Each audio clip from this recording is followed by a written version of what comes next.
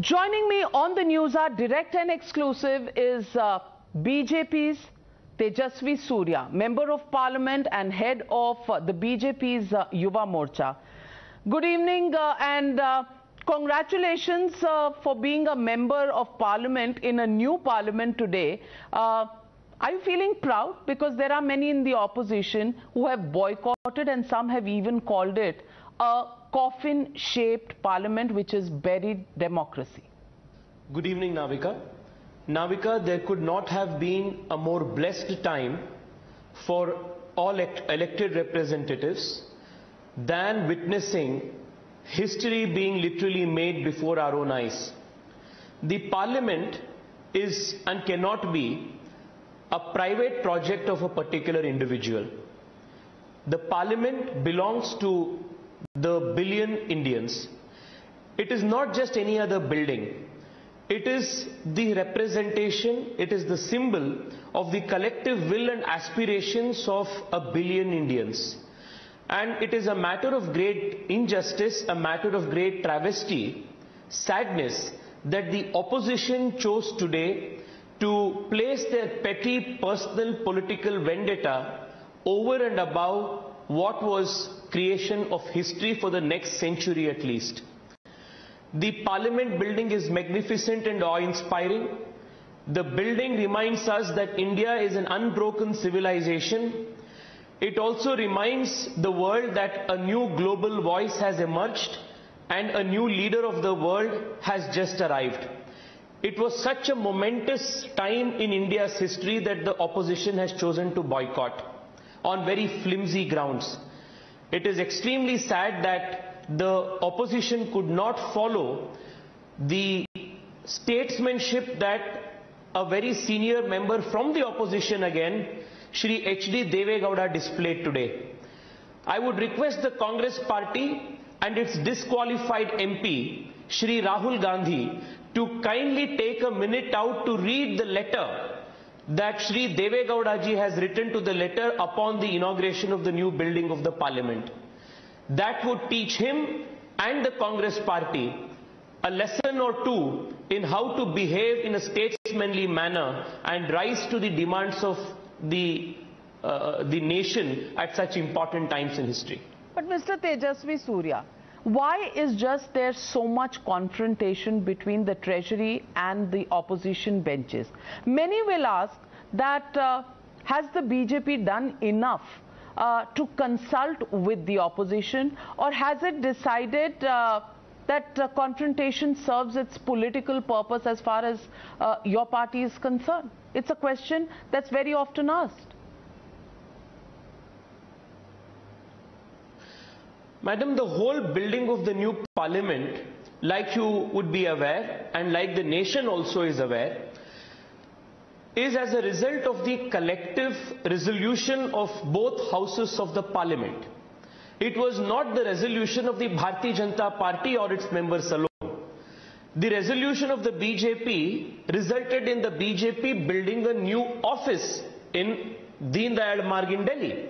The collective resolution of the two houses of the parliament has resulted in the Prime Minister taking the lead to build the new building of the parliament that represents the will of all Indians, not one political party. Therefore, attempts were made, everybody were consulted, everybody was brought on board to bring together this, to have made possible this occasion. But I sometimes feel that because Rahul Gandhi is today, he stands disqualified and therefore he couldn't be a part of today's program, he perhaps has made the whole of the Congress party and such like-minded political parties, he has prevented them from attending today's event. And also, Navika, the question that you must be asking is, just like how you asked us if we have made enough attempt to bring them on board, can we bring on board people, even if we bend over backwards, those who are comparing the new parliament design to a coffin? Is it possible to appease such people?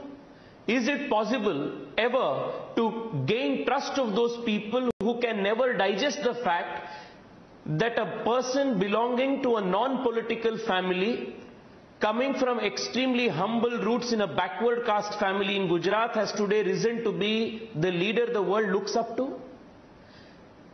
Can such entitled dynasts ever feel what this man and all of us feel towards the nation? Can they ever place, I think it is too much for us to expect them to place the interests of the nation over their party or their personal politics even for one day. Whose coffin it will be and who is going to hammer the last nail on that coffin, the people of the country are going to very loudly speak again in 2024, just the way they did in 2014 and 2019, Navika.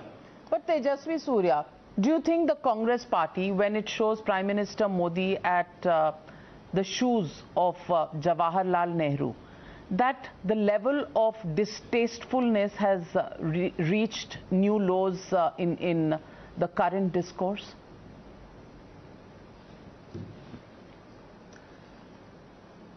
Well, each time we think that this is the lowest that the Congress party can stoop to, the Congress always surprises us by going and reaching new nadis. Whether it is making personal attacks on the Prime Minister, led by Sonia Gandhi herself, and now very recently during Karnataka elections by the AICC President himself, and now this attempt of showing the Prime Minister sitting at the feet of Nehru. The Congress party is adulterating political discourse in India in ways that the country has never witnessed before. Navika, while we are here, I want to just read 2 lines from H.D. Deve Gowda's letter. The Parliament, this is what Deve Gowda has written today about the Indian Parliament. In the Indian tradition and in the lifetime of an ordinary Indian, the construction of a new home and entering a new home is very auspicious and a rare moment. In the life of a nation, it is an extraordinary moment. This is what Sri Deve Gowda has said about today's moment. And this moment, which is rare but only comes occasionally and is extraordinary in the life of the nation, the Congress party has voluntarily opted to stay out on a very flimsy ground, on a very personal political petty ground. The people of the country have made note of this, Navika. Tejaswi Surya, the Sengol, the importance attached to it in our cultural history, as well as the fact that it was handed over by the Adinams to Jawaharlal Nehru and then relegated to museums as a golden walking stick of Jawaharlal Nehru, somehow now has been seen as a continuation of a tradition which was prevalent when there were royalties, when there were kings, and these are reminiscent of that era, many in the opposition say. Why do you think the Sengol has become such a huge point of confrontation again between the BJP and the opposition? Navika, it is primarily because the opposition, especially the Nehruvian Congress, tried to impose on India a very artificial and superficial view that India was birthed as a new nation on the 15th of August 1947. And that India is not a part of an unbroken civilization that is millennia old. If the Sengol was to be celebrated, and if the Sengol were to have been the centerpiece of handing over and transfer of power like it did take place in the midnight of 14th of August 1947, it would have stood as a living reminder every day that this is a tradition, this is a nation that goes back to a few centuries, few millennia and thousands of years old. That would have reminded every Indian that the Nehruvian secularism, which tried to deroot us, deracinate us, this very devious political project could not have taken off if there was a Sengol that was standing inside of the parliament reminding Indians, generations after generations, of the millennia-old civilization of this land. But do you think it's also reminiscent of the Hindutva credentials? This was the difficulty that the Nehruvian, this was the difficulty in Navika that Nehru and his ideological co-travelers couldn't digest. Therefore, they chose to deride Sengol, which is the Dharma Danda in the hands of the Rajrishi. They decided to deride it by calling it a golden walking stick. By today reinstalling the Sengol at a place of glory, what the Honorable Prime Minister has done is truly cremate this superficial, deracinated, derooted Nehruvian secularism that did not help this country in any way. This dirty idea that limited India, this devious agenda that did not allow India to flower in its cultural glory is today finally cremated. But does it show your Hindutva credentials, and is that a problem that genuinely the opposition is now beginning to raise? Whether you believe in the secularism or not, the fact is that the Constitution, even though later, has enshrined it as a huge and an important cornerstone of the rule of law in India, and the Constitution talks about it now. So why does Sengol, which reminds the person in authority and in power and in state and is the controller of the state, reminds him to treat everybody according to dharma, that is treating everybody equally, how can that be considered a symbol that is opposing to the values of the Constitution? The Sengol indeed represents the spirit of the Constitution. It represents what the Article 1 in Indian Constitution that very clearly states that India, that is Bharat. And when the usage of the word Bharat is made in the Constitution, it recognizes explicitly the fact that this is a continuing unbroken civilization that is thousands of centuries old. The attempt of the Congress party, especially Nehru and his ideological co-travelers for all these decades, was to destroy and disturb this India that is Bharat tradition, which is enshrined in the Constitution. The constitutional spirit was adulterated, it was subjugated. What the Prime Minister today has done is to relift and give new leaves of life to this spirit of the Constitution that explicitly recognizes Bharat as a living civilization, as an unbroken tradition.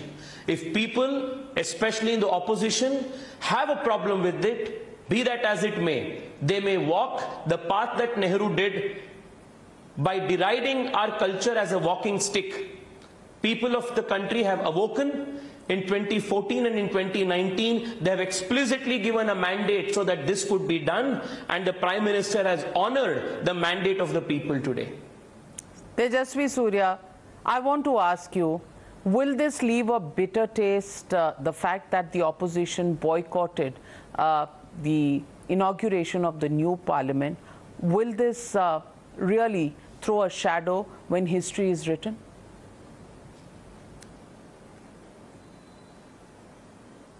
Naturally, Navika, the people will judge the behavior of the opposition, and they will definitely be judged harshly, because again I go back to the letter that a very senior leader from the opposition wrote, who criticizes the BJP on policy issues in the harshest of terms. Shri Deve Gowda, he said that this is a rare moment, an extraordinary moment. In such a rare and extraordinary moment, the Congress party will be remembered in the footnotes of history. And while it will be recording, it would be said that one man who led the Congress party, he was disqualified, and because he couldn't attend the ceremony, he made sure that the whole of the opposition did not enter. That is going to be what is recorded.